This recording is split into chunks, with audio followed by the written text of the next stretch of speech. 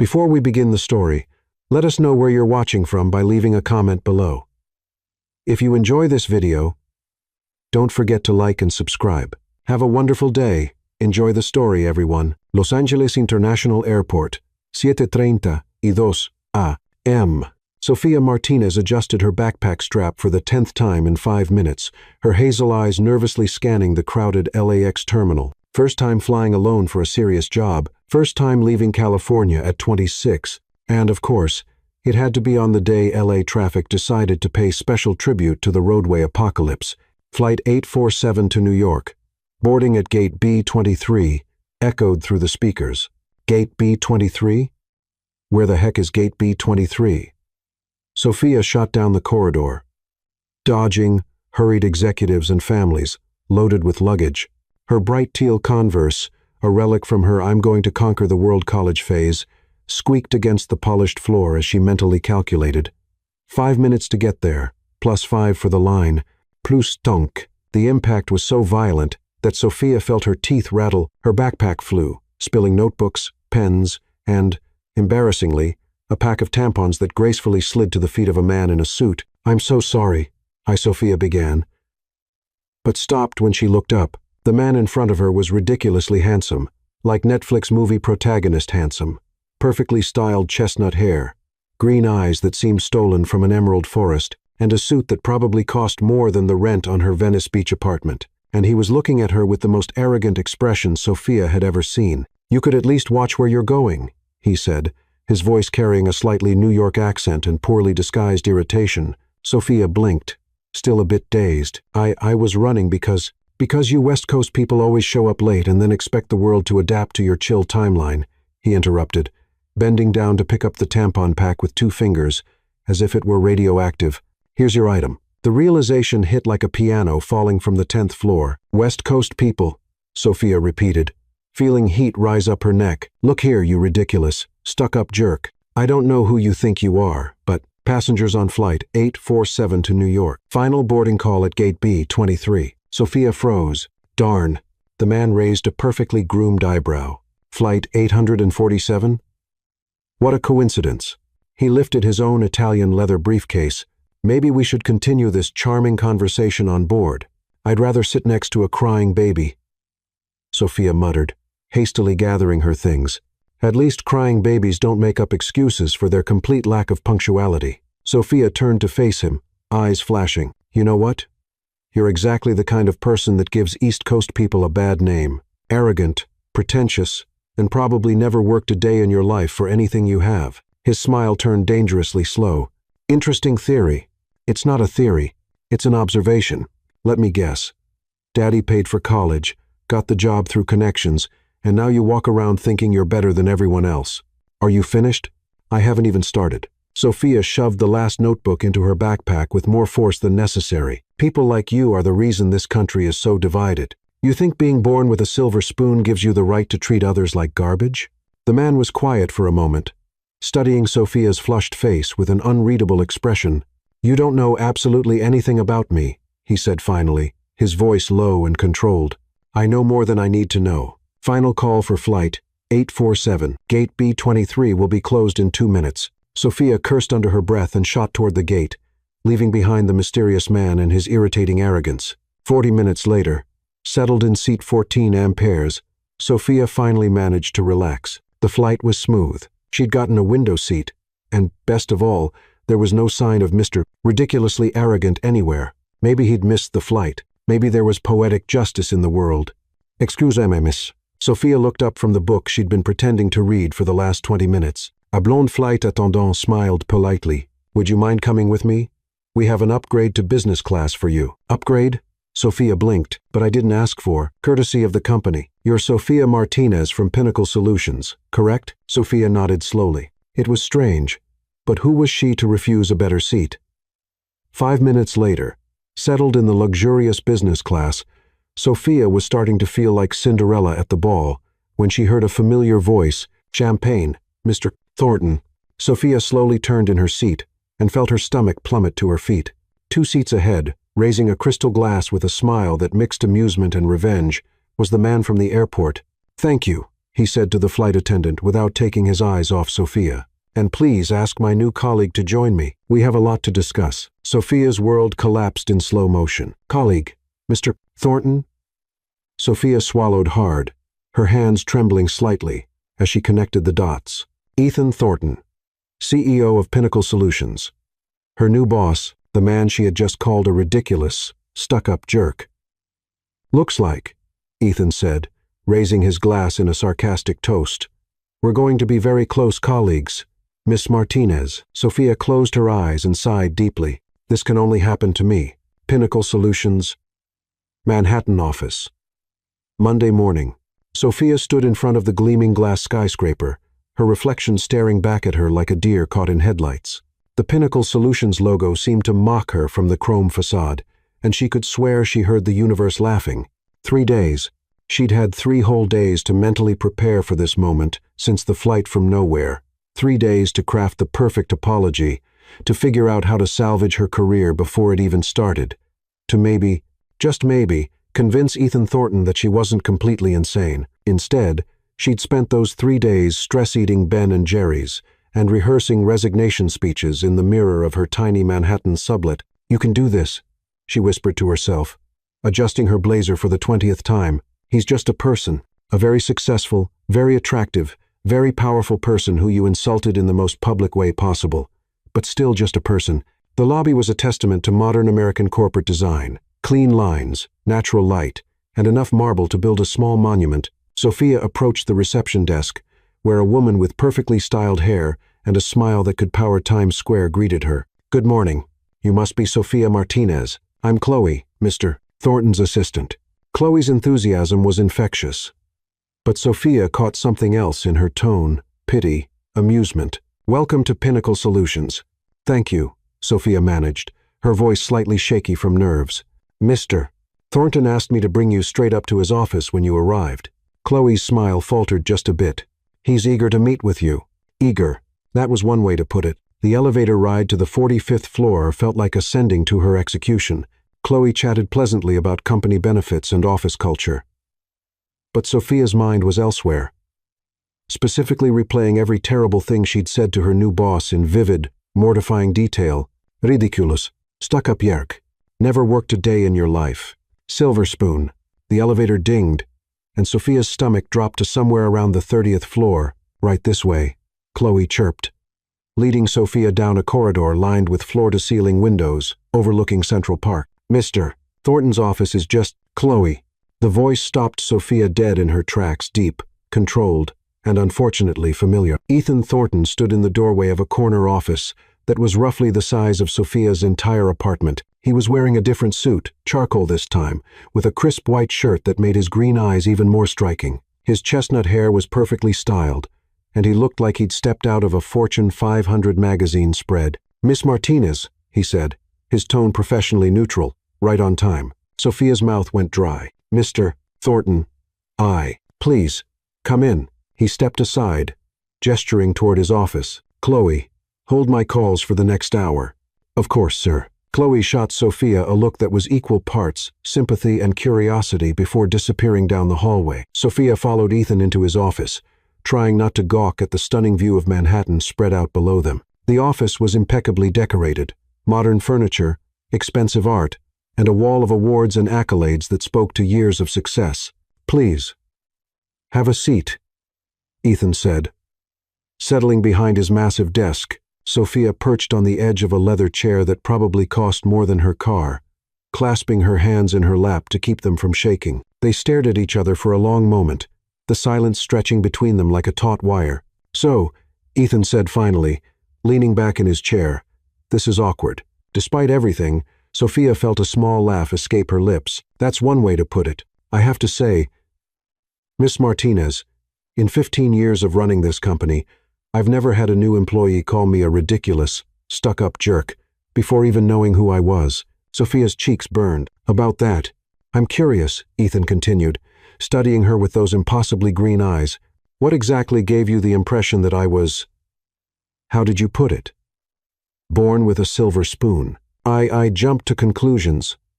Sophia swallowed hard. "I was stressed, running late, and I took it out on you." It was unprofessional and unfair, and I'm deeply sorry." Ethan picked up a pen and tapped it against his desk. "Tell me, Miss Martinez, what do you know about my background?" Sophia realized she knew absolutely nothing about Ethan Thornton beyond his name and position. "Not much, honestly. I grew up in Queens," Ethan said quietly. "My father was a mechanic. My mother worked double shifts as a nurse. I got into Columbia on a full scholarship, worked 3 jobs to pay for everything else, and started this company with $2,000 I saved from delivering pizzas." Sophia felt her face flush even deeper. I didn't know." "Of course you didn't. You saw an expensive suit and made assumptions." Ethan's voice wasn't angry exactly, but there was an edge to it, the same way you assumed I'd never worked a day in my life. "Mr. Thornton, do you know how many 18-hour days I've worked to build this company? How many weekends I've spent in this office instead of anywhere else?" Sophia shook her head, feeling smaller by the second. "I'm not telling you this to make you feel bad," Ethan said, his tone softening slightly. "I'm telling you because I want you to understand something. I don't care where you come from, what your background is, or how much money your parents have. I care about one thing. Can you do the job?" Sophia looked up at him, surprised by the sincerity in his voice. Yes, I can do the job." "Good." Ethan set down his pen and leaned forward. "Because, despite our colorful introduction, your resume is impressive. Your work at TechStart LA was innovative. Your recommendations are glowing, and your interview was the best I've seen in years." "Really?" Sophia couldn't keep the surprise out of her voice. "Really, which is why I'm willing to pretend the airport incident never happened. If you are." Sophia blinked. You're not firing me?" For the first time since she'd met him, Ethan's expression softened into something that might have been amusement. "Miss Martinez, if I fired every employee who made a bad first impression, this company would be run by robots." "Thank you," Sophia said, relief flooding through her. "I promise I won't let you down. I'm counting on it." Ethan stood up and walked around his desk. "Chloe will show you to your office and introduce you to the team. We have a big project launching next month, and you're going to be leading the user experience design." Sophia stood as well, trying to process the rapid shift from impending doom to, was this actually happening? "One more thing," Ethan said as they reached the door. "The company has a strict policy about workplace relationships." Sophia's cheeks burned again. What?" "Just making sure we're clear on the boundaries," Ethan said, his expression unreadable. "Professional behavior at all times." "Of course," Sophia managed. "Absolutely." Ethan opened the door and called out, "Chloe, please show Miss Martinez to her office." As Chloe appeared with another bright smile, Ethan turned back to Sophia. "Welcome to Pinnacle Solutions, Miss Martinez. I look forward to working with you." Sophia shook his offered hand, trying to ignore the way her pulse jumped at the contact. "Thank you, Mr. Thornton. I won't disappoint you." "I'm sure you won't," Ethan said, and, for just a moment, Sophia could have sworn she saw something warmer than professional courtesy in his eyes. As Chloe led her away, Sophia caught Ethan watching her through his office window, his expression thoughtful. Maybe this job wouldn't be the disaster she'd imagined after all. But, as she settled into her new office, which had an amazing view of the city and was bigger than her entire college dorm, Sophia couldn't shake the feeling that Ethan Thornton was far more complicated than she'd initially thought, and that scared her almost as much as it intrigued her. Pinnacle Solutions. 3 weeks later, Sophia stared at her computer screen, the cursor blinking mockingly in the empty presentation slide. The Horizon project, Pinnacle Solutions' biggest client launch in 5 years, was due for review in exactly 4 hours, and she was nowhere near ready. "Come on, Martinez," she muttered to herself, downing her 4th cup of coffee. "You've got this.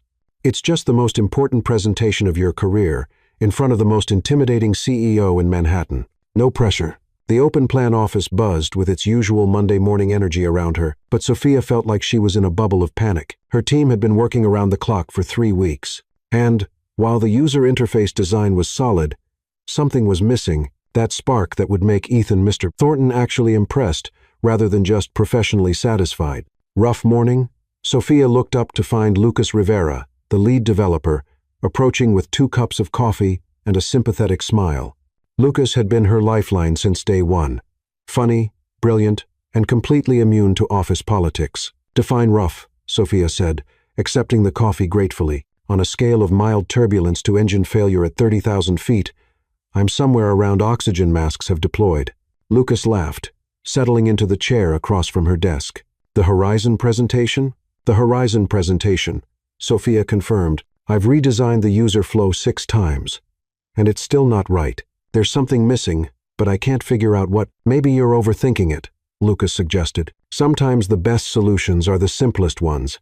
Before Sophia could respond, a familiar voice cut through the office chatter. Good morning, everyone. Sophia's head snapped up to see Ethan walking through the office, his usual confident stride carrying him between the desks. He was wearing a charcoal gray suit today, and his chestnut hair was slightly mussed, as if he'd been running his hands through it. Morning, Mr. Thornton, several voices called out. Ethan nodded in acknowledgement, but his eyes found Sophia's across the room. For just a moment, their gazes locked, and Sophia felt that familiar flutter in her chest that she'd been trying to ignore for 3 weeks. Miss Martinez, Ethan said, approaching her desk. How's the Horizon project coming along? It's progressing, Sophia said quickly, minimizing the empty slide on her screen. I'll have everything ready for the 4 review. I'm sure you will, Ethan said, but Sophia caught something in his tone. Was that doubt? Actually, I wanted to discuss some adjustments to the timeline. Sophia's stomach dropped. Adjustments? My office. 10 minutes, Ethan said, then turned to Lucas. Rivera, I'll need you there, too. We might need to pivot the development approach. As Ethan walked away, Sophia felt her carefully constructed confidence crumble. Lucas gave her a reassuring pat on the shoulder. Hey, it's probably nothing, he said. Maybe he just wants to move the deadline up. Or maybe he's realized I'm completely in over my head, Sophia muttered. 10 minutes later, Sophia found herself back in Ethan's corner office, this time with Lucas beside her and a conference table covered in project documents. Ethan was pacing behind his desk, his usual composed demeanor showing cracks of frustration. I just got off the phone with Horizon Enterprises, Ethan said without preamble. They're concerned about the user experience flow. Apparently, their CEO tried the beta version and found it unintuitive. Sophia's heart sank. Unintuitive. Her exact words were, confusing and unnecessarily complicated, Ethan said, finally stopping his pacing to look at both of them. We have 48 hours to fix this, or we lose the contract. 48 hours? Lucas's voice cracked slightly. Mr. Thornton, that's barely enough time to— I know what it is, Rivera, Ethan interrupted, his tone sharper than usual, which is why I'm pulling you both off everything else. This project is now your only priority. Sophia felt the weight of Ethan's expectation pressing down on her. What specifically did she find confusing? Ethan picked up a tablet and handed it to her. She recorded her user session. Maybe watching it will help. Sophia took the tablet, her fingers accidentally brushing Ethan's. The brief contact sent an unexpected jolt through her, and she quickly pulled her hand back, hoping neither man noticed her reaction. I'll review this and get back to you with solutions, Sophia said, her voice steadier than she felt. Good, Ethan said, but his green eyes lingered on her face. Sophia. The use of her first name caught her off guard. Yes? I know this is a lot of pressure, especially for someone new to the team, but I hired you because I believe in your abilities. Don't let doubt cloud your judgment. Sophia felt her cheeks warm at the unexpected encouragement. Thank you. I won't let you down. I know you won't, Ethan said, and for a moment, the professional mask slipped, revealing something warmer underneath. Lucas cleared his throat. Should we get started? Yes, Ethan said. The moment broken. Keep me updated every 4 hours. And, Lucas, make sure Miss Martinez gets whatever resources she needs. Will do. Boss. As they headed for the door, Ethan called out. She turned back, heart hammering. Yes?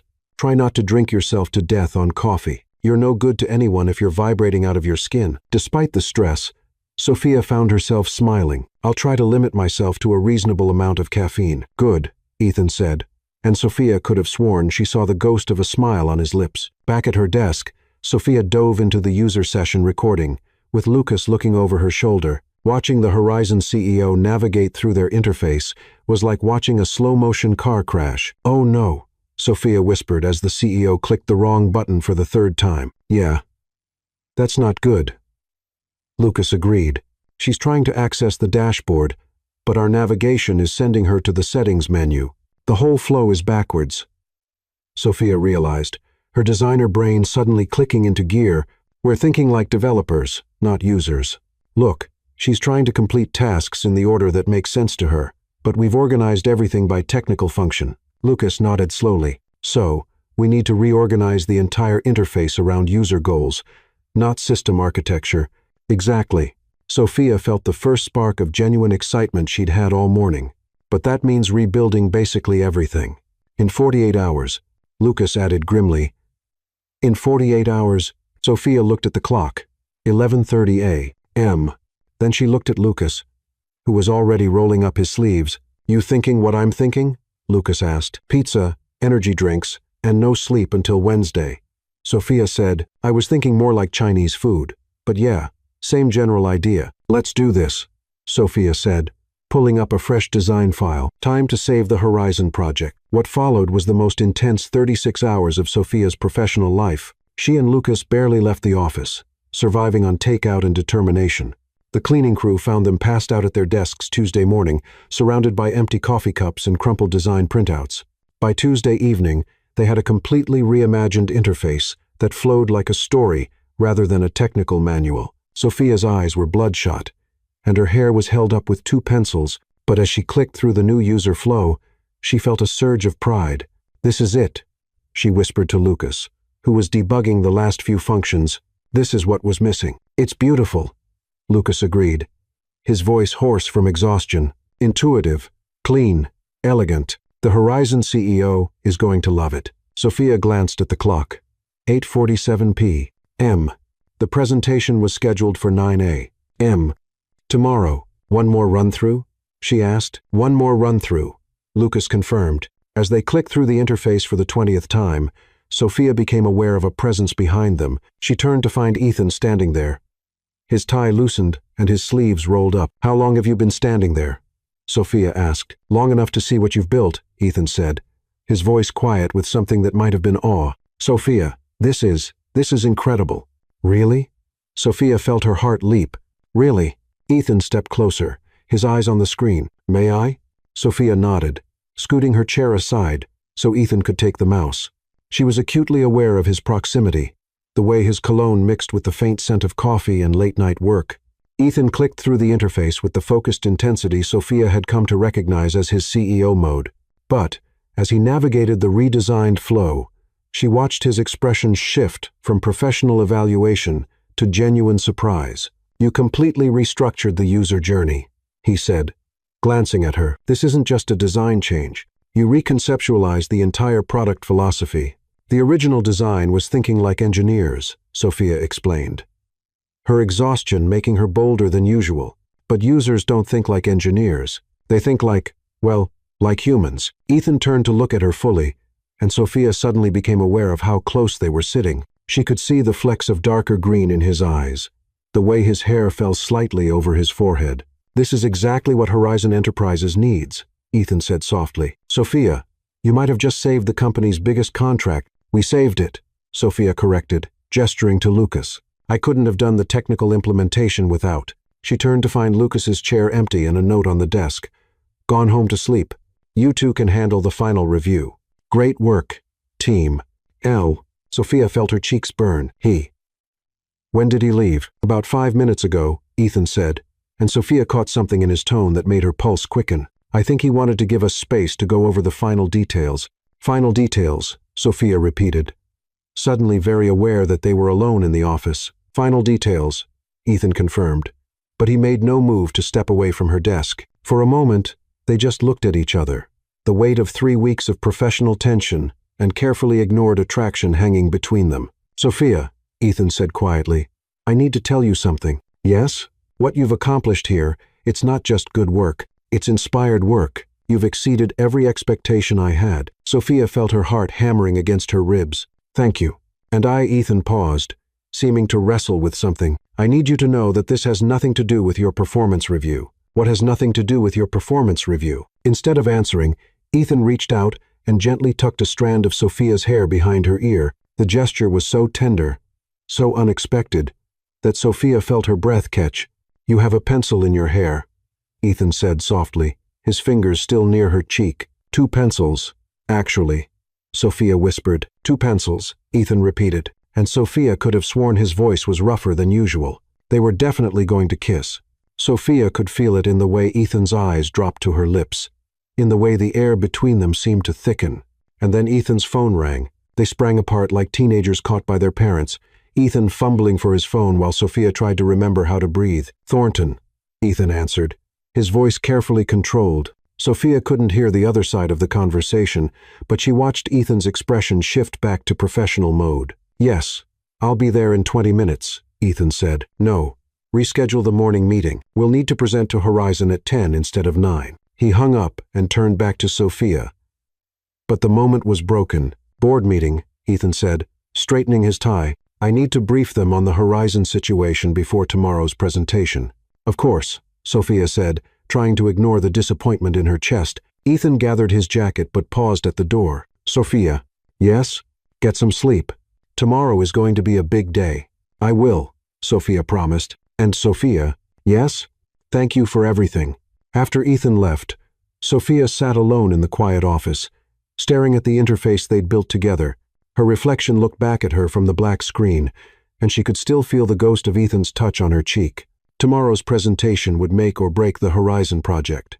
But as Sophia finally packed up her things and headed home, she couldn't shake the feeling that something much more important than a business contract was hanging in the balance. The question was, what were they going to do about it? Pinnacle Solutions. Wednesday morning, Sophia stood in the ladies' room mirror at 8:30 a.m., trying to make herself look like someone who hadn't spent the last 48 hours living on coffee and determination. The concealer was doing its best to hide the dark circles under her eyes, but there was only so much makeup could accomplish. "You can do this," she whispered to her reflection, adjusting her navy blazer for the 100th time. "It's just a presentation to the CEO of Horizon Enterprises and the entire Pinnacle Solutions Board of Directors and your boss who you almost kissed 12 hours ago." Her phone buzzed with a text from Lucas. "Presentation looks perfect on the main screen. You're going to kill it. Try not to actually die of nerves first. Your favorite developer." Sophia smiled despite her anxiety. Lucas had arrived at 7 a.m. to make sure all the technical elements were flawless. Bless his caffeinated soul. Another text popped up, this one from her sister Isabella back in LA. "Mom made me promise to tell you she's lighting a candle for your big presentation. Also, she wants to know if your boss is single. I told her to focus on the career thing first. Good luck, sis." Sophia laughed, feeling some of the tension ease from her shoulders. Her family might be 3,000 miles away, but they were definitely with her in spirit. She checked her watch. 8:45 a.m. The presentation was scheduled for 10 a.m., which gave her just enough time to do one final run-through and maybe consume one more strategically timed cup of coffee. Sophia gathered her courage and headed for the elevator. Riding up to the executive conference room on the 47th floor, the morning Manhattan skyline stretched out beyond the floor-to-ceiling windows, and for a moment, she allowed herself to feel proud of how far she'd come. The conference room was already bustling with activity. Lucas was at the main console, running through the presentation slides with the focused intensity of a NASA mission control specialist.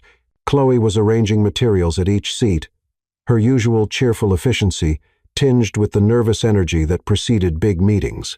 And Ethan was standing at the head of the table, reviewing notes with the kind of concentrated focus that made Sophia's heart do complicated things. He looked up as she entered, and, for just a moment, Sophia saw something warm and encouraging in his green eyes before his professional mask slipped back into place. "Good morning, Sophia," he said, his voice carefully neutral in front of the staff. "Ready for this?" "As ready as I'll ever be," Sophia replied, setting her laptop down at the presentation station. "Mr. Thornton," Chloe interrupted. "The Horizon Enterprises team just arrived. They're in the lobby with security." Ethan nodded. "Bring them up. And Chloe, make sure we have the good coffee service ready." "Already arranged, sir." Sophia felt her stomach flutter as the reality of the situation hit her. In 15 minutes, she would be presenting to Elizabeth Wang, the notoriously demanding CEO of Horizon Enterprises, along with her entire executive team. The contract was worth $12 million annually.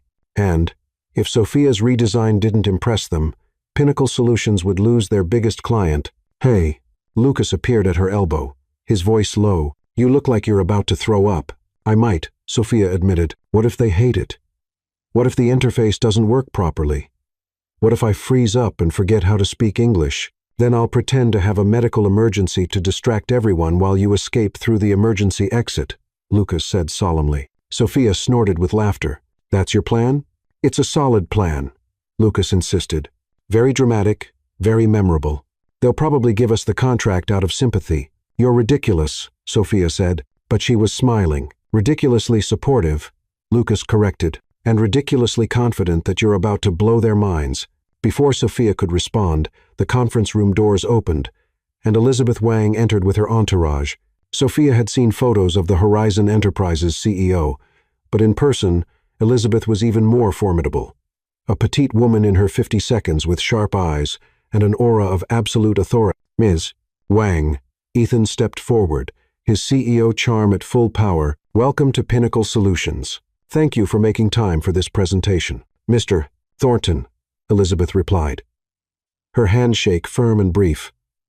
I hope you have solutions for me. My team is not impressed with the current user experience. I think you'll find we've made significant improvements, Ethan said smoothly. Let me introduce Sofia Martinez, our lead UX designer, and Lucas Rivera, our lead developer. They've been working around the clock to address your concerns. Elizabeth's gaze shifted to Sophia, and Sophia felt like she was being evaluated by a particularly intelligent hawk. Ms.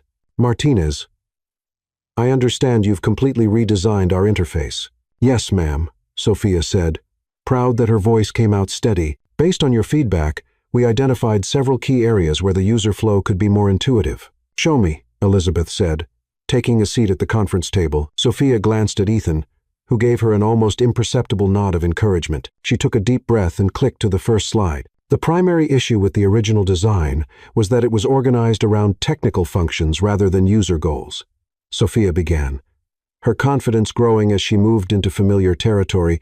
When you tried to access your dashboard, the system was expecting you to navigate through settings and preferences first. Elizabeth leaned forward slightly. Go on. So, we completely restructured the information architecture, Sophia continued, clicking to a comparison slide. Instead of thinking like engineers, we designed the flow around how CEOs actually work.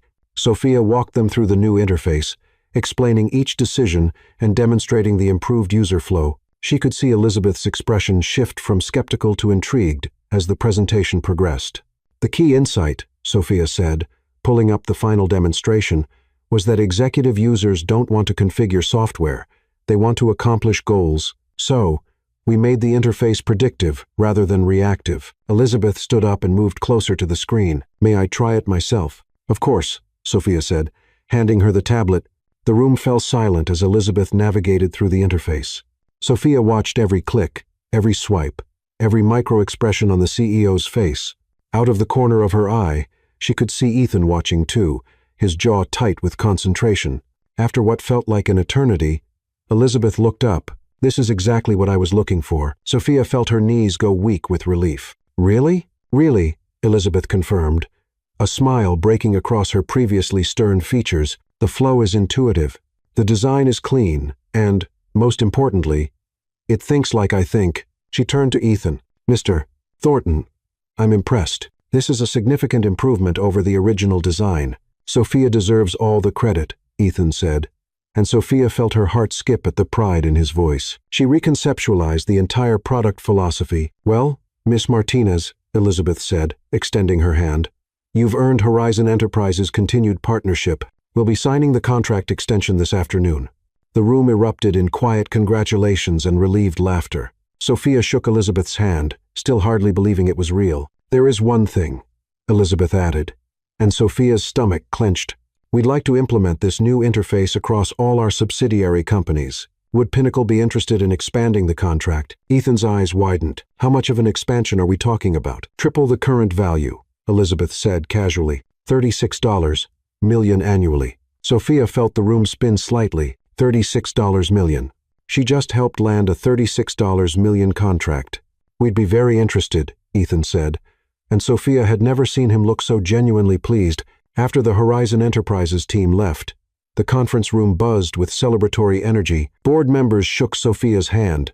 Lucas was practically bouncing with excitement, and Chloe was already on the phone arranging a company-wide celebration. Sophia, Ethan said, approaching her as the crowd began to thin. Could I speak with you privately? Sophia's heart rate spiked. Of course. Ethan led her to his office, closing the door behind them. The sudden quiet felt intimate after the chaos of the morning. I need to thank you, Ethan said, turning to face her. What you accomplished today, it's extraordinary. I was just doing my job, Sophia said, though she felt her cheeks warm at the praise. No, Ethan said firmly. You went far beyond your job. You saved this company's most important relationship and potentially secured our future for the next 5 years. Sophia looked down at her hands, suddenly shy. I couldn't have done it without Lucas or without you believing in me. Sophia, Ethan said softly, and she looked up to find him closer than she'd expected. I need you to know something. What? What happened last night? That wasn't professional. Sophia's pulse quickened. No, it wasn't, and I can't promise it won't happen again. Sophia swallowed hard. I can't promise that either. Ethan reached out and gently cupped her face, his thumb brushing across her cheek. You have no idea how proud I am of you right now, Sophia, Sophia whispered, her professional resolve crumbling. I know we said professional boundaries, Ethan said, his voice rough.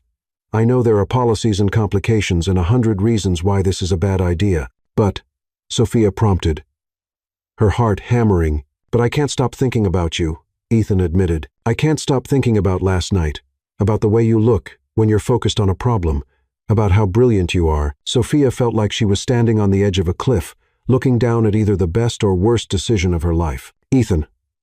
I'm not asking you to make any decisions right now, Ethan interrupted. I just need you to know that this, whatever this is, it's not going away. Before Sophia could respond, Ethan leaned down and kissed her. It was nothing like the almost kiss from the night before. This was deliberate, confident, and absolutely devastating. Sophia's hands found their way to Ethan's chest, feeling the steady beat of his heart beneath her palms. When they finally broke apart, both breathing hard, Sophia felt like her entire world had shifted. That was definitely not professional, Sophia said, her voice shaky. Definitely not, Ethan agreed, his forehead resting against hers. We should probably talk about this, Sophia said. We should, Ethan confirmed, but not here. Not in the office. Are you asking me out, Mr. Thornton? Ethan's smile was soft and genuine. I'm asking you to have dinner with me, Sophia, somewhere we can talk without worrying about board meetings and project deadlines. Sophia looked into his green eyes and saw something she'd never expected to find in her intimidating CEO. Vulnerability, hope, something that looked remarkably like love. Okay, she said softly. Okay, I'll have dinner with you. Sophia smiled. But I have one condition. What's that? We don't talk about work at all. Ethan laughed, and Sophia realized it was the first time she'd heard him laugh without any reservation. Deal.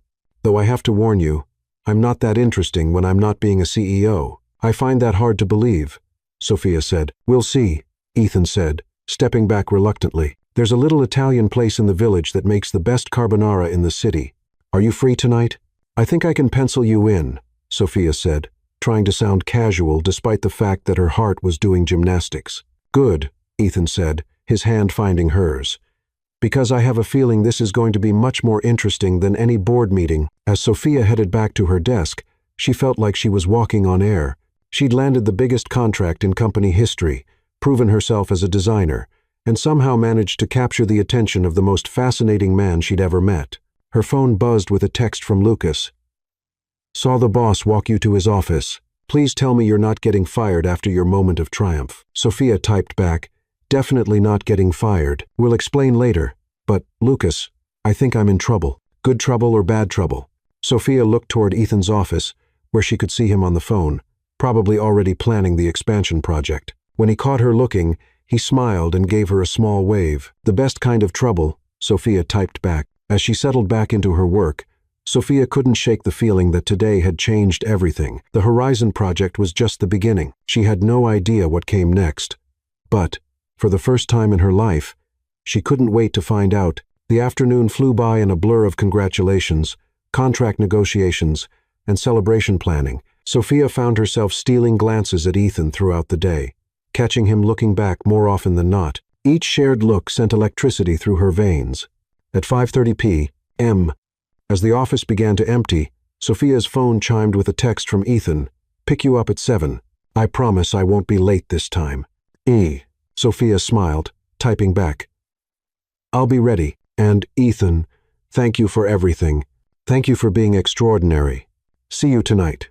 As Sophia packed up her things, she reflected on how much had changed in just 4 weeks. She'd gone from calling Ethan a ridiculous, stuck-up jerk to falling for him completely. She'd proven herself professionally, found her place in New York, and somehow landed the most incredible opportunity of her career. But, more importantly, she'd found something she hadn't even known she was looking for.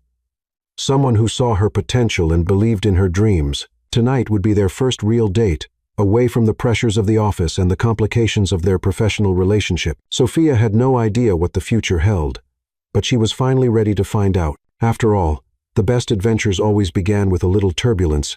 Greenwich Village, Wednesday evening. Sophia stood in front of her tiny closet, wearing only a towel and a look of complete panic. Every outfit she owned was either too casual, too formal, too work-appropriate, or I'm trying way too hard to impress my billionaire boss. This is ridiculous, she muttered, pulling out a black dress for the 4th time. It's just dinner with Ethan, who kissed me in his office after I landed a $36 million contract. Her phone rang, and Isabella's face filled the screen via FaceTime. Please tell me you're calling with outfit advice and not to cancel, Isabella said without preamble. Because I've been refreshing my phone all day, waiting for updates about your presentation and your mysterious hot boss. The presentation went amazing, Sophia said.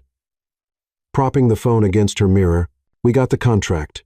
Actually, we got 3 times the original contract. That's incredible. I'm so proud of you, Isabella squealed. And the boss situation? Sophia felt her cheeks heat up. He kissed me and asked me to dinner tonight in about an hour. Isabella's eyes went wide. Sophia Elena Martinez, you buried the lead. He kissed you? How was it? Was it amazing? Are you freaking out? Of course you're freaking out. Look at your face. I'm not freaking out, Sophia lied, holding up the black dress. I'm just processing. What about this one? Tu funereal. Isabella said immediately. What about that blue wrap dress you bought for cousin Sophia's wedding? The one that makes your boobs look fantastic. Sophia rifled through her closet. I don't know if I want to go full boob display on the first date. It's not a first date. It's a we've been dancing around each other for a month and finally admitted our feelings date. Isabella corrected. There's a difference. Trust me. Wear the blue dress. Sophia found the dress and held it up. It was a deep sapphire blue that brought out her eyes, with a flattering wrap style that was sexy without being obvious. You're right, Sophia admitted. This is perfect. I'm always right about fashion, Isabella said smugly. Now tell me everything about this kiss while you get ready. Sophia slipped into the dress, trying to find words for what had happened in Ethan's office. It was intense. Like, I literally forgot how to breathe for a minute. Good intense or scary intense? Good intense, Sophia said, applying mascara with shaky hands. Really, really good intense. Isabella, I think I'm falling for him. Hard. Honey, from what you've told me about the past month, you already fell. You're just finally admitting it. Sophia paused, mascara wand halfway to her lashes. Is it crazy? I mean, he's my boss. He's probably worth more money than I'll see in my lifetime. We come from completely different worlds. Sophia. Isabella's voice was gentle. Remember when you were 8 and you wanted to enter that art contest but convinced yourself you weren't good enough? Yeah, and remember what happened when Mom finally made you submit your drawing anyway? Sophia smiled despite her nerves. I won first place. You won first place, Isabella confirmed. Because you're talented and brave and amazing, even when you can't see it yourself. This guy would be lucky to have you. When did my little sister become so wise? I learned from the best. Isabella grinned. Now finish getting ready and go knock his socks off. But not literally, because that would be weird. Sophia laughed, feeling some of her nervousness dissolve. I love you, Isa. Love you too. And, Sophia, text me when you get home. I want details. Some details, Sophia corrected. Fine. Some details. The good ones. After hanging up, Sophia finished her makeup and slipped on her favorite heels, the ones that made her feel confident and powerful. She was checking her reflection one last time when her apartment buzzer rang. Her heart jumped into her throat. Ethan was here. Sophia grabbed her purse and jacket, took a deep breath, and headed downstairs.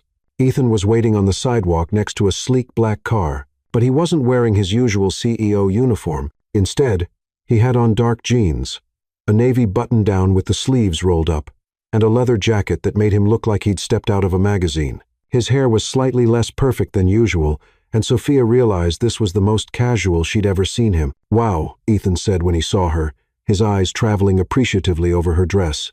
You look absolutely stunning. Thank you, Sophia said, feeling her cheeks warm.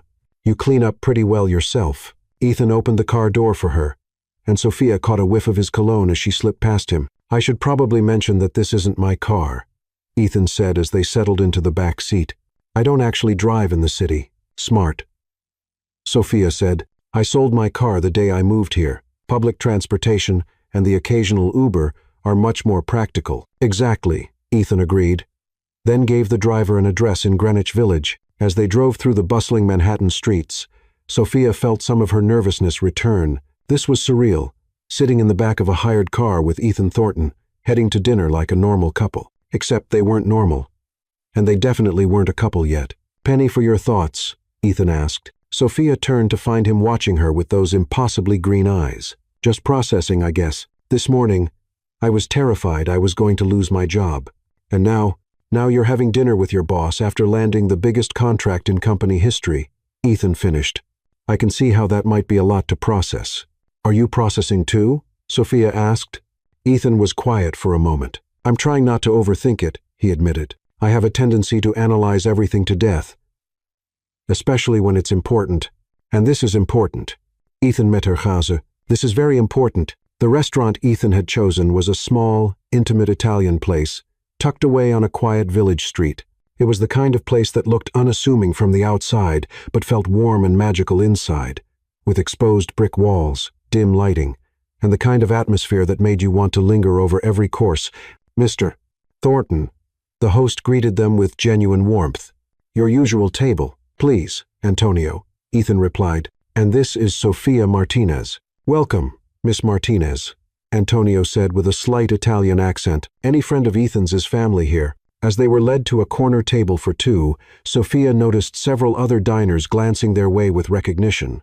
Ethan Thornton was clearly well known, but he seemed completely comfortable with the attention. "You come here often?" Sophia asked as they settled into their seats. "At least once a week," Ethan admitted. "It's my escape from the corporate world. The food is incredible, the atmosphere is relaxed, and Antonio treats everyone like family." Sophia looked around at the cozy dining room, noting the photographs of Italy on the walls and the obvious care that had gone into every detail. "It's perfect, very different from what I expected." "What did you expect?" "Something more, I don't know, fancy corporate. The kind of place where you need 3 forks and have to whisper." Ethan laughed, and Sophia loved the sound of it. "I save those places for business dinners. This is for when I actually want to enjoy myself." A server approached with menus and a wine list, but Ethan waved them away. "Trust me?" he asked Sophia. "With dinner?" "Absolutely." Ethan ordered for both of them in what sounded like fluent Italian, and Sophia raised an eyebrow. "Should I be impressed?" "My grandmother was Italian," Ethan explained. "She insisted I learn the language, and, more importantly, she taught me to appreciate good food. She would have loved this place." Sophia heard the past tense and felt something tighten in her chest. "Was she where you close?" "Very close," Ethan said, his expression softening. "She raised me when my parents were working multiple jobs. She's the one who taught me that success isn't about money. It's about building something that matters and treating people with respect." "She sounds wonderful." "She was," Ethan agreed. "She died my senior year of college. Cancer." "I'm sorry," Sophia said softly. "Thank you. She would have liked you, I think. She always said I needed someone who would challenge me and keep me honest." "Is that what I do?" Ethan's eyes met hers across the table. "From the moment you called me a ridiculous, stuck-up jerk in the airport, you've been keeping me honest." Sophia felt her cheeks flush. "I still can't believe I said that to you." "It was one of the most refreshing conversations I'd had in years," Ethan admitted. "Do you know how long it's been since someone spoke to me like I was just a regular person instead of a CEO? Probably not, since before you became a CEO." "Exactly." Ethan leaned forward slightly. "Sophia, I need you to understand something. When I'm with you, I don't feel like Ethan Thornton, CEO of Pinnacle Solutions. I feel like just Ethan." Sophia's heart did a little flip. "Just Ethan, huh? And what is just Ethan like?" "Well," Ethan said, a smile playing at the corners of his mouth. "Just Ethan grew up in Queens, learned to cook from his Italian grandmother, has a secret addiction to terrible reality TV shows, and once got arrested for spray painting a mural on an abandoned building." Sophia nearly choked on her water. "You got arrested for graffiti?" "I was 16 and thought I was being artistic," Ethan said, laughing at her expression. "The charges were dropped, but my mother made me do community service anyway." "That's not what I expected to learn about you tonight." "What did you expect?" Sophia considered the question. I guess I expected you to be perfect, rich, successful, completely put together. No flaws. No embarrassing stories. No normal human moments. Sorry to disappoint you, Ethan said dryly. You're not disappointing me, Sophia said quickly. You're surprising me in the best way. Their appetizers arrived. Fresh mozzarella with tomatoes and basil and some kind of seafood carpaccio that looked like art on a plate. Sophia took a bite and practically moaned with pleasure. This is incredible, she said. I think I need to know Antonio's life story. He'll tell it to you if you ask, Ethan said. He came here from Naples 30 years ago, with nothing but a suitcase and his grandmother's recipes. Sounds familiar, Sophia said, thinking of her own journey from California. Tell me about your family, Ethan said. I know you grew up in California, but that's about it. Sophia felt a warmth spread through her chest. My parents are amazing. Dad's a high school teacher. Mom's a nurse. They've been married 28 years and still act like newlyweds. It's disgusting and adorable.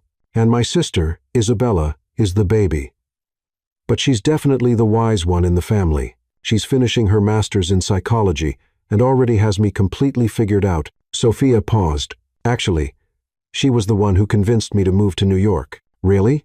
She said I was too comfortable in LA, that I needed to challenge myself. She was right, obviously. But I spent the first week here crying in my tiny apartment and eating way too much takeout Chinese food. Ethan's expression grew serious. What made you stay? Sophia thought about it. I realized that being scared meant I was doing something important, and I'd rather fail at something that mattered than succeed at something safe. That's exactly how I felt when I started Pinnacle, Ethan said quietly. Everyone told me I was crazy to leave my job at Goldman Sachs to start a tech company. But you did it anyway. I did it anyway, Ethan confirmed. Best decision I ever made. Their main courses arrived. Perfect carbonara for Ethan and an incredible seafood risotto for Sophia. The conversation flowed as easily as the wine, covering everything from their shared love of terrible horror movies to their completely opposite opinions on whether pineapple belonged on pizza. Absolutely not, Sophia said firmly, gesturing with her fork. Pineapple on pizza is an abomination. It's sweet and savory, Ethan argued. The contrast is perfect. The contrast is wrong. Sophia shot back. Pizza is supposed to be savory. Fruit belongs in dessert. What about tomatoes? Those are technically fruit. Sophia paused mid-bite. That's a valid point. But I'm choosing to ignore it. Ethan laughed so hard he nearly choked on his wine. You're ridiculous. I'm passionate about food integrity, Sophia corrected. But she was laughing, too. Food integrity, Ethan repeated. I'll remember that. As they shared tiramisu for dessert, Sophia found herself relaxing completely for the first time in weeks. This wasn't the intimidating CEO from the airport or the boardroom. This was Ethan, who told terrible jokes and had strong opinions about reality television, and looked at her like she was the most fascinating person in the world. Can I ask you something? Sophia said as Ethan paid the check despite her protests. Anything. Why me? I mean, you could probably date anyone in the city. Models, actresses, other CEOs. Why the girl who insulted you in the airport? Ethan was quiet for a long moment, and Sophia wondered if she'd overstepped. But when he looked at her, his expression was soft and serious. Because when you insulted me in the airport, you saw me, he said finally. Not my suit, or my title, or my bank account. You saw someone acting like a jerk and called him on it. And when you apologized later, it wasn't because you found out who I was. It was because you're a good person who takes responsibility for her actions. Sophia felt her throat tighten with emotion. Ethan. And because, Ethan continued, reaching across the table to take her hand, you're brilliant and creative and passionate about everything you do. You make me want to be better than I am. Sophia stared down at their joined hands, overwhelmed by the sincerity in his voice. You don't need to be better than you are. Maybe not better, Ethan amended, but more myself. You make me feel like myself. They walked slowly back to Sophia's apartment, their hands linked, their conversation ranging from work to family to dreams for the future. The October air was crisp but not cold, and the village streets were alive with the energy of a Wednesday night in the city. This is me, Sophia said. As they stopped in front of her building, she felt suddenly nervous again, unsure of the protocol for ending a date with your boss, who you'd kissed earlier that day. Sophia, Ethan said, turning to face her, I know this is complicated. I know there are about 100 reasons why this could be a terrible idea. But, Sophia prompted, but I haven't felt this way about anyone in. maybe, ever, Ethan admitted. And I don't want to pretend that what's happening between us isn't real just because it's inconvenient. Sophia looked up at him, taking in the way the streetlight caught the green of his eyes, the way his hair had gotten mussed from their walk, the way he was looking at her like she held all the answers to questions he'd been asking his whole life. "So, what do we do?" Sophia asked. "We figure it out as we go," Ethan said, stepping closer. "We're smart people. We can navigate this. The company policy says that workplace relationships need to be disclosed to HR. Ethan interrupted gently. "It doesn't forbid them." Sophia felt her pulse quicken. "Are you saying we should disclose this to HR?" "I'm saying," Ethan said, cupping her face with his free hand, "that I want to find out what this is. If you do, too." Instead of answering with words, Sophia stood on her tiptoes and kissed him. This kiss was different from the one in his office. Softer, slower, full of promise, rather than desperation.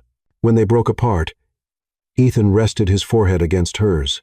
"I'll take that as a yes." "That's a yes," Sophia confirmed breathlessly. "Good," Ethan said, pressing a gentle kiss to her forehead, "because I have a confession to make." "What?" "I've been wanting to do this since the moment you told me off in the airport." Sophia laughed, feeling light and happy and terrified all at once. "That's terrible timing." "The worst," Ethan agreed, "but worth the wait." "What happens now?" Sophia asked. "Now?" Ethan said, stepping back reluctantly. "I go home and try not to think about how beautiful you look in this dress. And tomorrow we go back to work and pretend we're capable of being professional." "Are we capable of being professional?" Ethan's smile was wicked. "I guess we'll find out."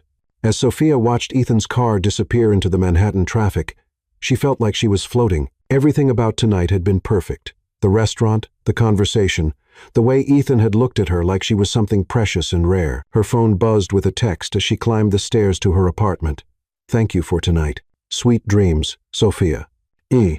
Sophia smiled, typing back, "Thank you for perfect carbonara and terrible pineapple pizza opinions. Can't wait to argue about food with you again soon." It's a date. Literally. As Sophia got ready for bed, she caught sight of herself in the bathroom mirror and barely recognized the glowing, happy woman staring back at her. 4 weeks ago, she'd been a struggling designer in LA with big dreams and no clear path forward. Now she was living in New York, working at her dream company, and falling in love with the most complicated, fascinating man she'd ever met. It was messy and uncertain and probably crazy. But, for the first time in her life, Sophia was exactly where she wanted to be. Her phone buzzed one more time. "P.S. I'm not changing my position on pineapple pizza. Some things are worth fighting for." Sophia laughed out loud, typing back, "Game on, Thornton. Game on." As she drifted off to sleep, Sophia couldn't shake the feeling that her real adventure was just beginning. They'd navigated the turbulence of their first meeting, weathered the storm of professional challenges, and found smooth sailing in each other's company. Now came the real test, figuring out how to be together without losing everything they'd worked for. But, as Sophia remembered the way Ethan had looked at her across the dinner table, the way he'd kissed her under the streetlight, the way he'd made her feel like the most important person in his world, she thought they just might be able to pull it off.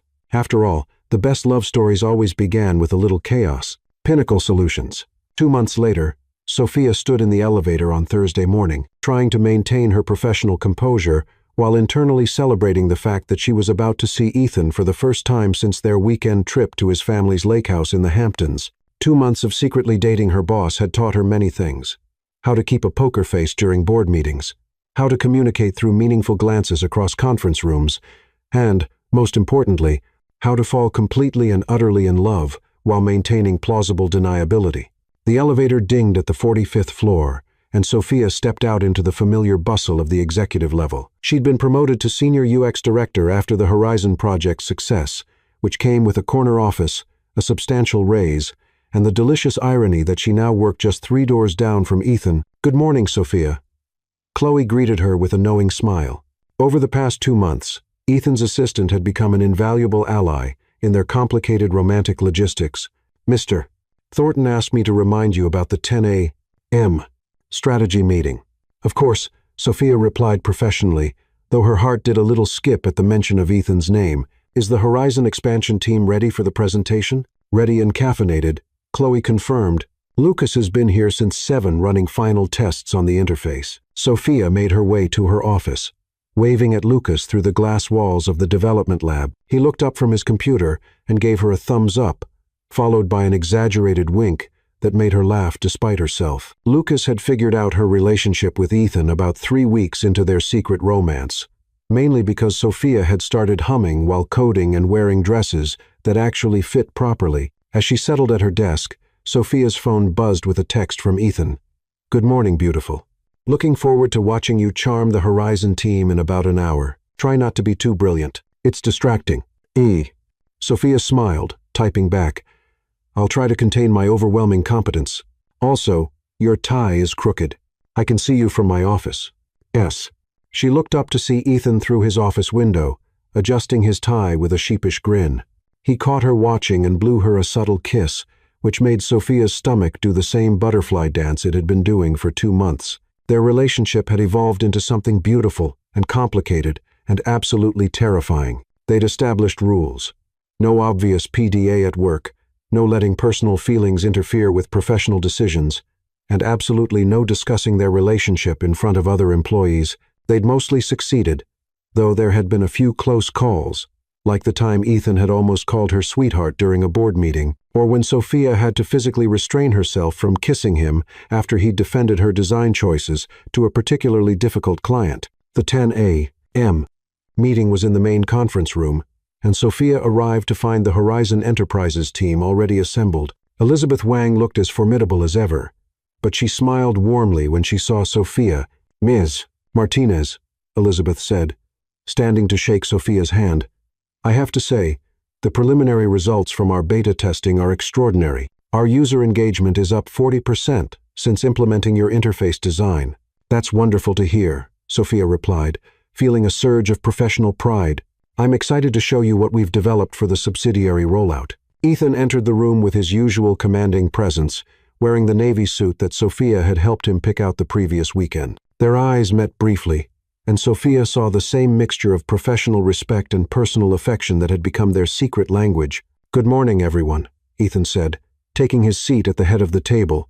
"I believe Ms. Martinez has some exciting developments to share." Sophia stood and moved to the presentation screen, clicking to her first slide. "Over the past 8 weeks, we've been working on scaling the Horizon interface across all subsidiary companies. The challenge was maintaining the intuitive user experience while accommodating the unique needs of each business sector." She walked them through the presentation, explaining how they'd created a modular design system that could adapt to everything from healthcare management to retail logistics.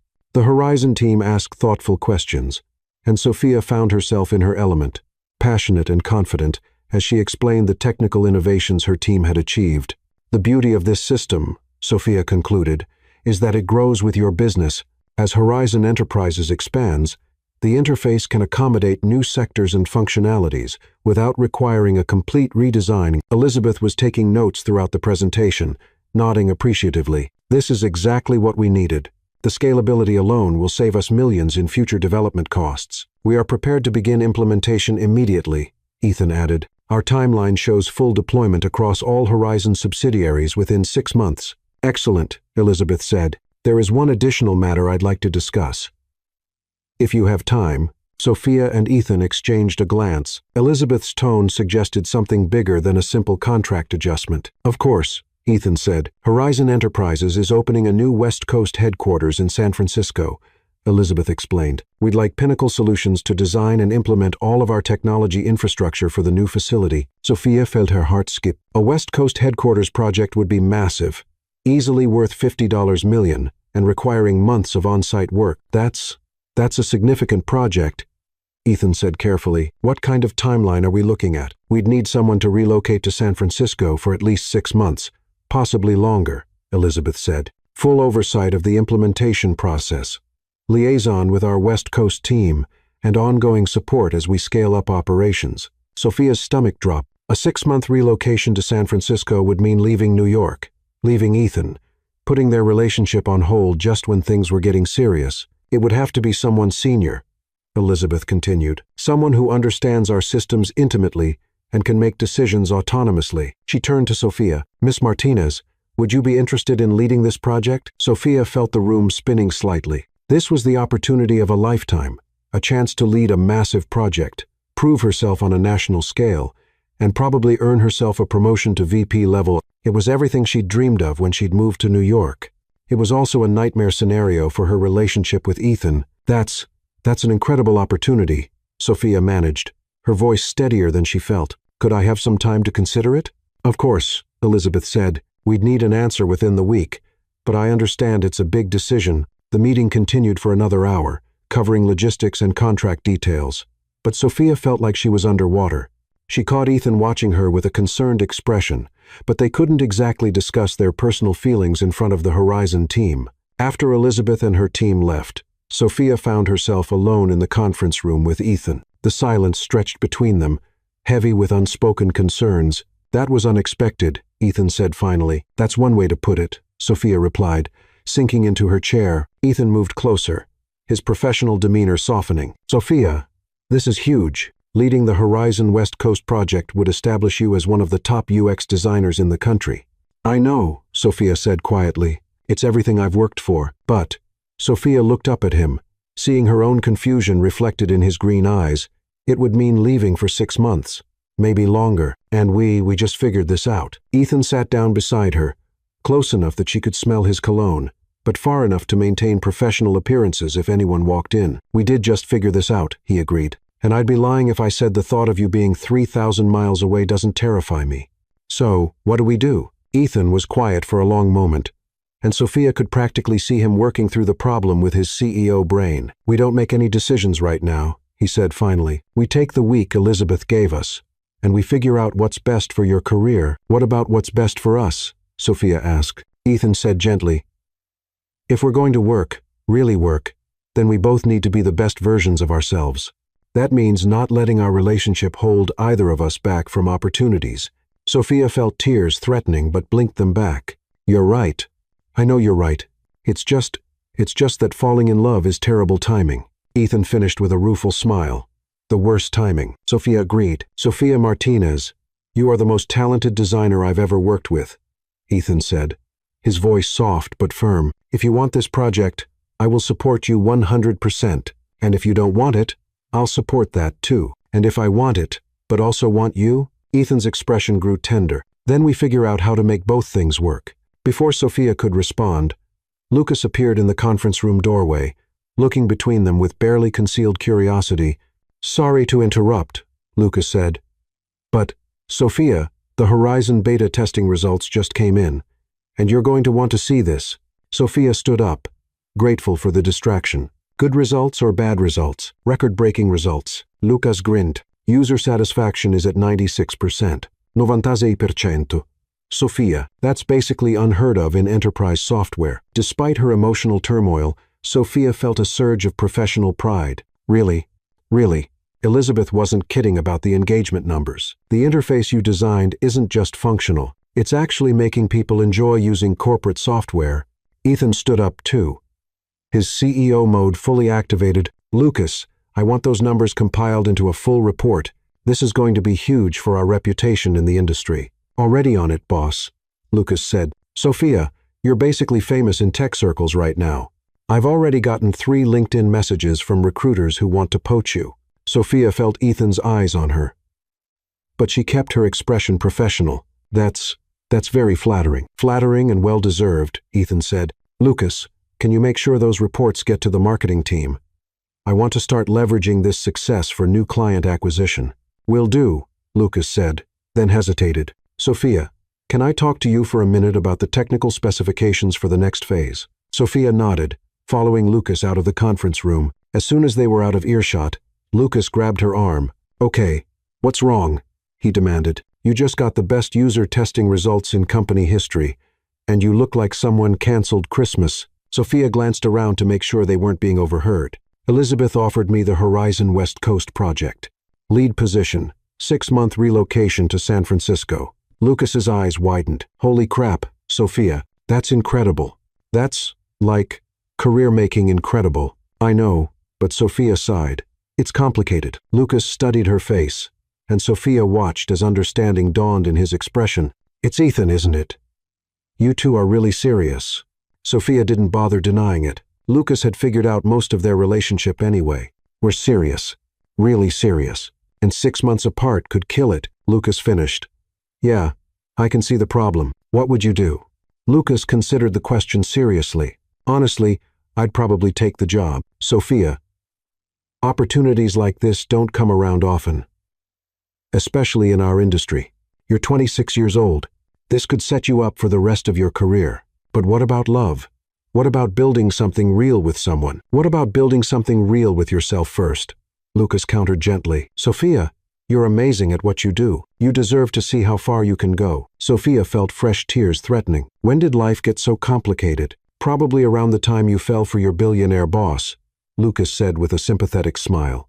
But hey, if anyone can figure out how to have it all, it's you. The rest of the day passed in a blur of congratulations and client calls. Word of the Horizon testing results had spread quickly through the company, and Sophia found herself fielding requests for interviews and speaking engagements. By 6 p.m., she was emotionally and physically exhausted. She was packing up her desk when Ethan appeared in her office doorway. Long day? He asked. The longest, Sophia replied. I feel like I've talked to half the tech industry today. You probably have, Ethan said, closing her office door behind him. Sophia, we need to talk. Sophia's heart clenched. That sounds ominous. Not ominous, Ethan said, approaching her desk. Just important.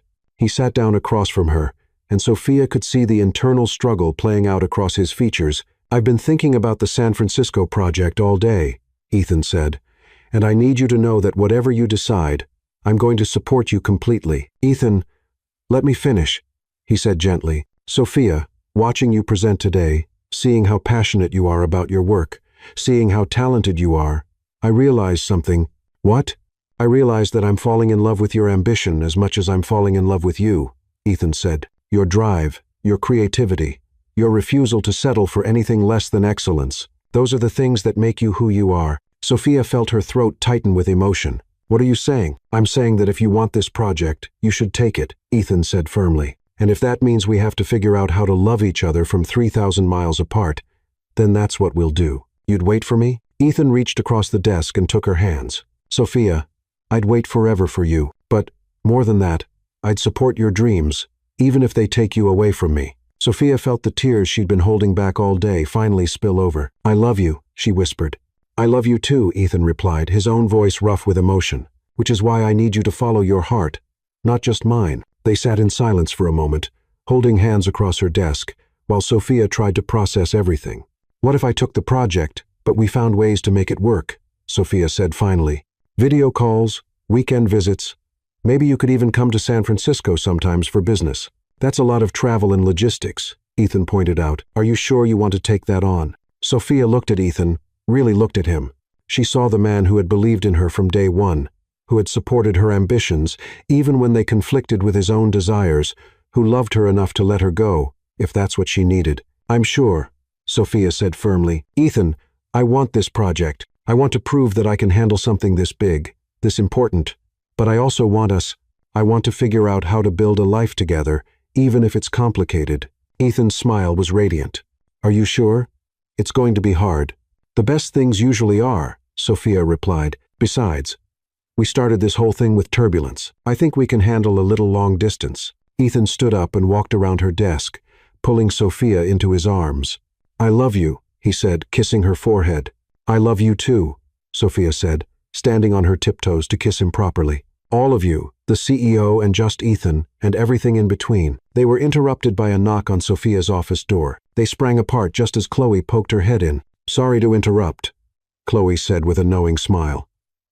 But, Sophia, there's a call for you from TechCrunch. They want to do a feature article about the Horizon interface. Sophia looked at Ethan, who nodded encouragingly. Take the call, he said. Start building your reputation as the brilliant designer you are. 3 days later, Sophia stood in Ethan's office, holding the signed contract for the Horizon West Coast project. Elizabeth had been thrilled when Sophia accepted, and the terms were even better than expected.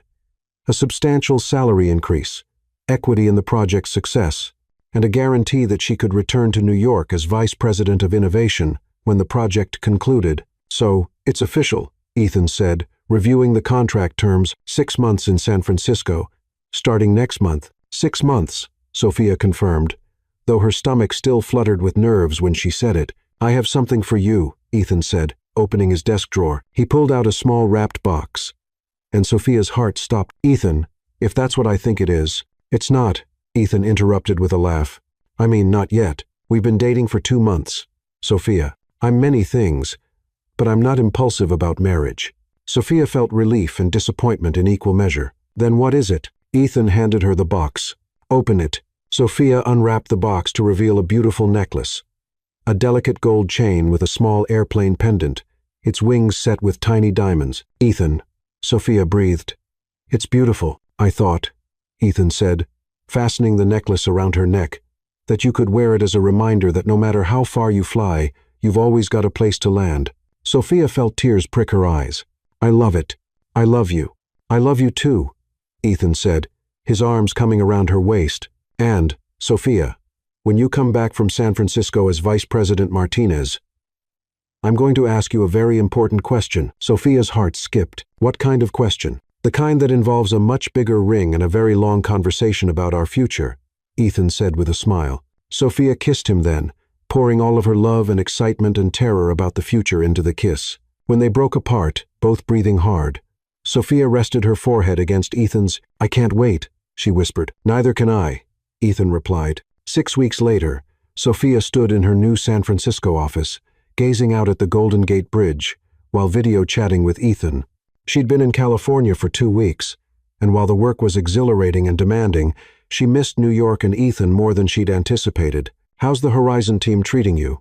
Ethan asked from her laptop screen. "Like a superstar," Sophia admitted. "Elizabeth introduced me to their board as the interface genius from New York. It was embarrassing and incredible." "You are an interface genius," Ethan pointed out. "How's the project going?" "Ahead of schedule, actually," Sophia said proudly. "The modular system we designed is performing flawlessly.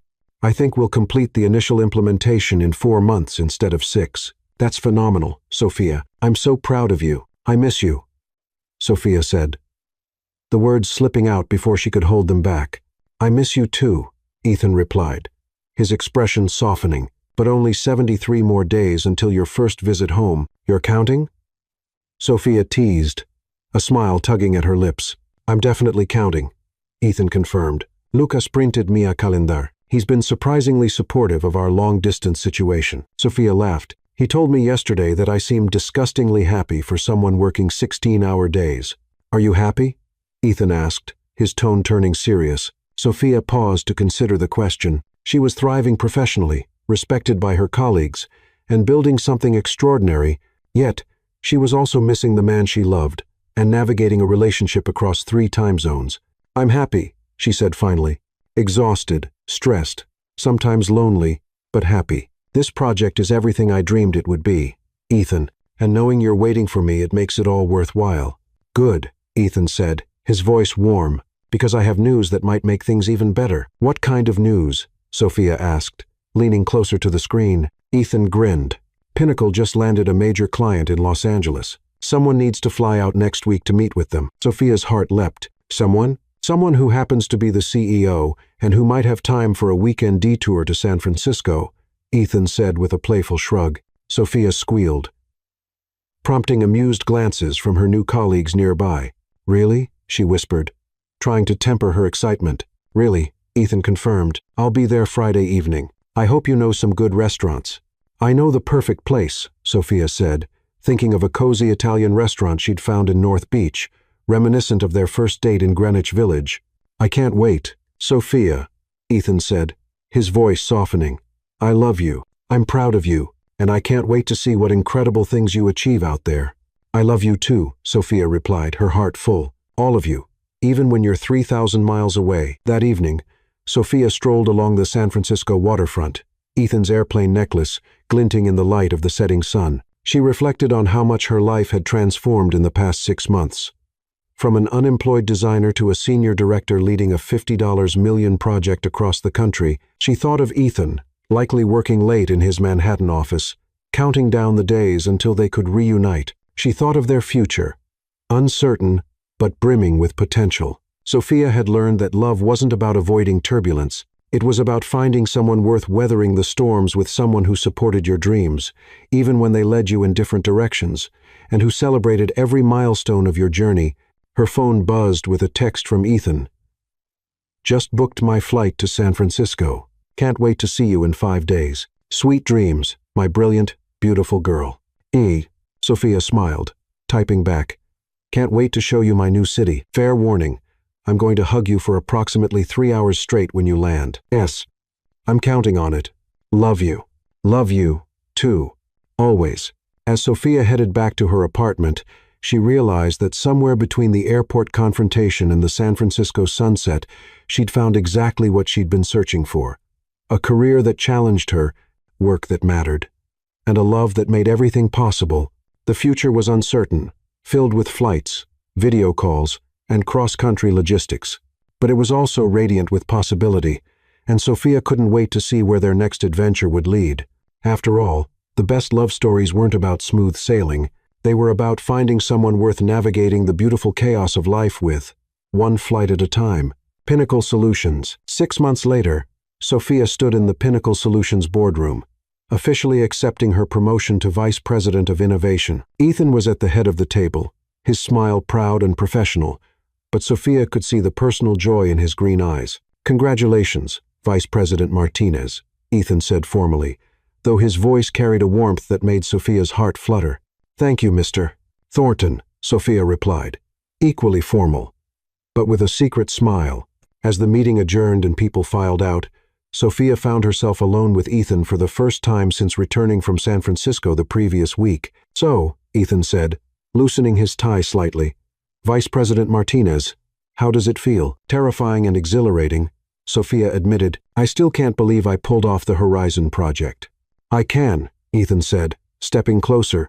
"You're extraordinary, Sophia. You always have been." Sophia felt her cheeks warm. "Flattery will get you everywhere, Mr. Thornton." "I'm counting on it," Ethan said with a grin, "because I have something I need to ask you." Sophia's heart began to race as Ethan reached into his jacket pocket and pulled out a small velvet box. "Sophia Martinez," Ethan said, dropping to one knee in the middle of the boardroom, "you called me a ridiculous, stuck-up jerk in an airport 6 months ago, and somehow that was the beginning of the best thing that's ever happened to me." Sophia felt tears well in her eyes. "Ethan, you've taught me that love isn't about finding someone who makes life easy," Ethan continued, his voice steady despite the emotion in his eyes. "It's about finding someone who makes life worth living, even when it's complicated." "Yes," Sophia whispered. "I haven't asked the question yet," Ethan said with a laugh. "I don't care," Sophia said, dropping to her knees in front of him. "Whatever you're asking, the answer is yes." Ethan opened the box to reveal a stunning ring, a classic solitaire with a diamond that sparkled like a star. "Sophia Elena Martinez," Ethan said, his voice thick with emotion. "Will you marry me? Will you build an amazing, chaotic, beautiful life with me?" "Yes," Sophia said, throwing her arms around his neck.